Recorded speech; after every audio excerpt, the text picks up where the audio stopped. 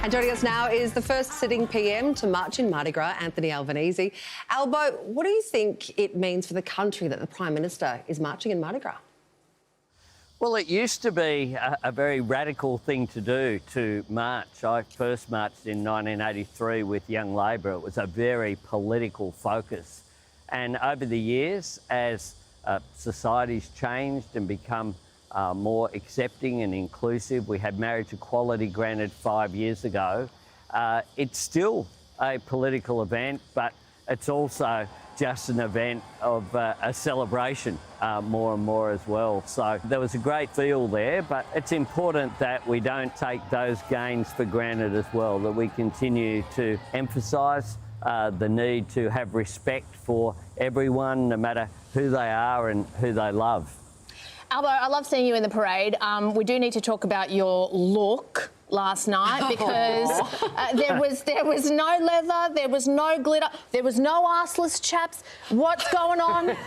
Jen, I've been in so many Mardi Gras that I know I'm no chance of competing there. So one of the things it is, of course, You sure it is a celebration of who people are, and you know, I'm just a pretty daggy bloke from Marrickville, basically, and the look reflected that. So no arseless chaps for Mardi Gras 2024, just to be clear. No one wants to see that, least of all the viewers. I'd vote for that. No, actually, you know what? I think you're right on that front. I think your instinct's correct, Prime Minister.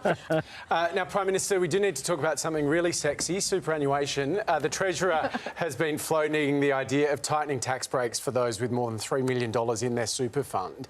Why would you be talking about doing this when you promised before the election that you wouldn't touch super? We promised no big changes, and there won't be major changes to super. What we're doing is having a debate about the purpose of superannuation, which is, of course, for people to save for their retirement. And that's the context in which some people out there, the Grattan Institute and a whole lot of people have raised these issues. We certainly have made no decisions about any of that. What we are doing, though, is having a debate about the purpose of superannuation. But I do want to be clear, though, about what you did say before the election. This was in May of last year. This is what you said then. We've said we have no intention of making any super changes. One of the things that we're doing in this campaign is we're making all of our policies clear. That's not just big changes, not just major changes, just you said there won't be any changes. No, I said we had no intention, and we certainly, that's not the objective here, but people are coming forward with ideas. We're not shutting down debate. It is appropriate that there be debate about the policy future across a range of issues, particularly in the context of the $1 trillion of debt that we inherited. But we have no intention of making any major changes on superannuation.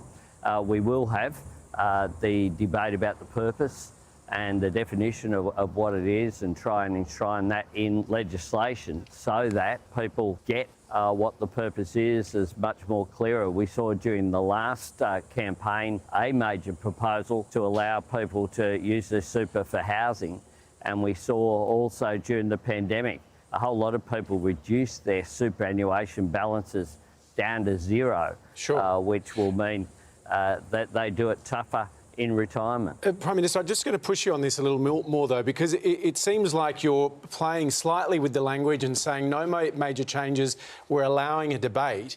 But that debate is being driven by your own ministers, including the Treasurer. You wouldn't be having this conversation unless you were thinking seriously about it.